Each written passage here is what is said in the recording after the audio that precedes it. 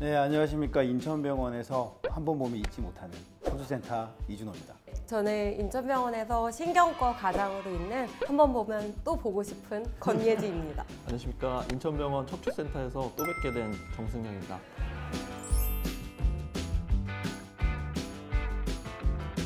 약은 약사에게, 병은 의사에게. 그럼 두통이 오면 어디 가야 될까요? 신경과로 오셔요. 먼저는 신경과에 가는 게 맞습니다. 신경과에 가는 게 맞고 왜냐하면 머리라고 하는 게 워낙에 컴퓨터잖아요. 사람을 다루고 있는. 그래서 치명적인 상황이 발생할 수 있기 때문에 두통에 있어서 가장 먼저 첫 번째 원인은 뇌 자체의 문제로 먼저 파악을 하는 게 중요하고 경추성 두통에 대한 어떤 진단적 기준에 적합할 수 있는 환자들이 척추를 보는 게 맞지 척추센터에 제일 먼저 와서 저 머리가 아파요 하시면 그거는 조금 진짜 잘못된... 위험해요. 네. 아, 그래서 제가 보낸다니까. 절대로 안 되고요. 진찰을 받으셔야 되는 이 두통의 양상은요. 내가 일생에 이런 두통은 처음이다 할 정도로 너무 아파. 진짜 죽을 정도로 아파. 괜찮으세요? 이런 두통. 다른 거는 이거 동반해서 갑자기 말을 엉엉 거요. 이런 두통. 한쪽에 팔에 힘이 풀려요. 안 들어 올려져. 이런 두통. 그리고 그런 거 외에도 이제 어지럽지는 않은데 머리가 아프면서 와락 다 토했어요. 이런 두통. 이거는 지체 없이 신경과 의사의 꼭 진찰을 받으셔야 되는 두통이십니다. 다들 생소하십니까? 경추성 두통이 뭔가? 근데 말 그대로 경추는 목이고 두통이 목에 있다는 것도 좀 웃기고 정확한 경추성 두통의 뜻은 뭘까요? 이제 경추성 두통이라는 게 이제 연관통의 일종인데 저희 이제 경추라는 게 이제 7개의 분절이잖아요. 그런데 이제 상위 3개의 분절에서 뭔가 디스크가 있다든지 아니면 뭐 관절이나 뭐 인대 쪽에 문제가 있을 경우에 그 이제 연관통이 머리 쪽으로 올라가면서 발생하는 걸 이제 경추성 두통이라고 생각을 하면 될 것 같습니다. 두통이라는 거를 진단할 때 크게 이게 2개로 봐요. 1차성 두통, 2차성 두통. 좀 말이 이것도 어려운 것 같은데 1차성 두통은 그야말로 나 진짜 너무 아파.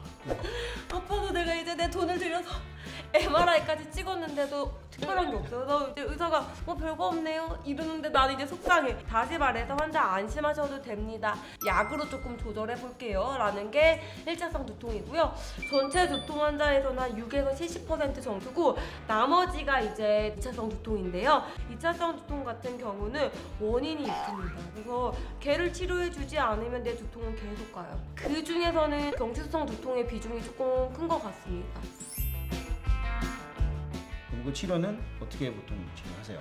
엑스레이부터 해가지고 뭐 MRI라든지 또 진찰을 해봐서 원인이 확실하게 있다. 그러면 만약에 디스크성 이제 통증이라고 한다고 하면 그 디스크를 치료를 해드리면 되는 거고, 만약에 이제 근육이나 관절 쪽에서 그 통증이 유발된다고 하면 주사요법이라든지 물리치료, 도수치료 같은 걸로 치료를 한다고 보면 됩니다. 목 디스크까지는 아니지만은 목 긴장 이상이라고 내 머리를 잡아주는 요 근육 자체가 좀 땡기거나 뭉쳐가지고 그거 때문에 통증이 유발되는 경우는 통증 유발 부위에다가 간단하게 근육 주사 치료를 하기도 합니다. 또 여기가 주사의 맛집이라고 제 입으로 말하기 들었는데요. 부끄럽지만 뭐 주사하면 주사를 통증점에 유발을 하는 부분에다가 주사를 놨을 때 두통도 좋아지는 부분도 현저하게 있고요. 그 주사를 놓는 법이나 주사 놨는 위치 같은 경우도 실제로 교본이 나와 있을 정도로 그거는 이미 증명이 되어 있는 방법이기도 합니다.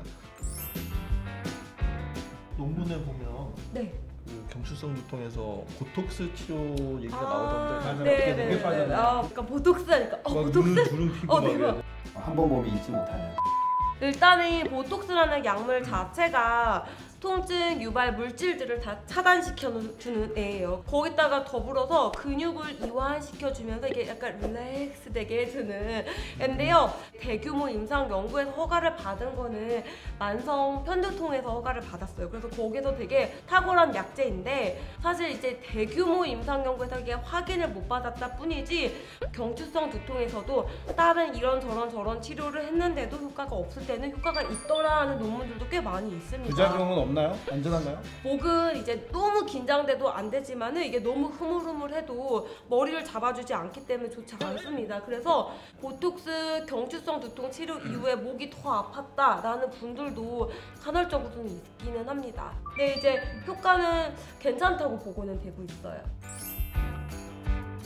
이미 경추성 두통이라고 저희가 진단이 되면 목에 있는 문제들을 해결하는 것이 곧 치료가 될 겁니다. 그러면은 예방도 마찬가지로 치료랑 똑같은데 목에 있는 기질적인 병변들, 디스크나 거북목이나 일자목이나 이런 걸 막아줄 수 있는 모든 것들이 예방이 될 것이고요. 그렇게 된다면 자세가 제일 중요할 거고 담배보다도 더 안 좋은 것 같은 스마트폰을 안 해야 될 거고요.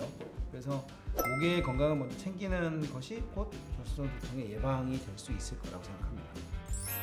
자, 구독과 좋아요. 알림 설정까지 해주실 거죠? 네.